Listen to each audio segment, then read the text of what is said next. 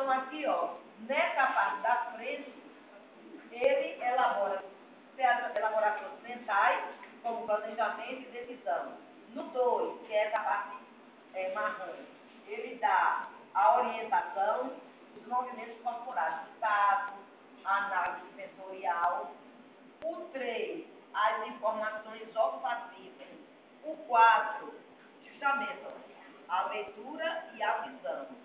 5, informações auditivas. E o 6, o estímulo de associações visuais. Agora, esse amarelinho aqui chama-se de hipocampo. E o hipocampo, ele traz tudo isso para ele coordenar e deixar uma reserva. Porque quando ele vai em contato de novo, aí ele ajuda a criança a associar, ocorrendo a aprendizagem. Bem, eu vou continuar aqui explicando como se forma a memória. Por quê? O trabalho da gente foi baseado em sem memória não há aprendizagem. Então, para a gente começar, a gente tem que explicar o cérebro primeiro, porque lá a memória está lá. Então, primeiro a gente começa estudando o cérebro, qual vai ser a atividade da memória.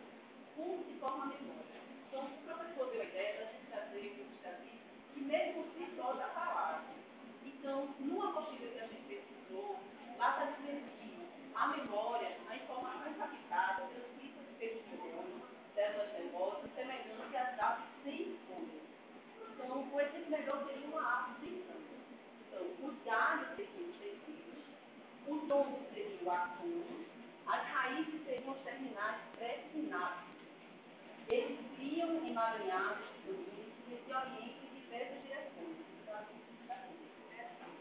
Quando os galhos se encontram com as raízes, se formam uma sinapse, locais de comunicação entre os neurônios e unidade alimentar e armazenamento da memória.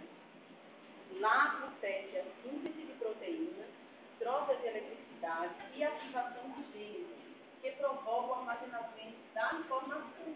Quanto mais conexões, mais memória acontece.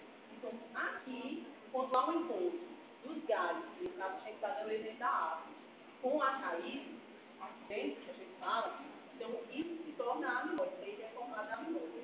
Aí, lá vem um pouco que eu achei interessante, está dizendo assim, cada neurônio pode se comunicar com até outros 1000. Como o ser humano tem até 10 bilhões a 100 milhões dessas células, é possível haver até 100 trilhões de conexões. Olha que interessante.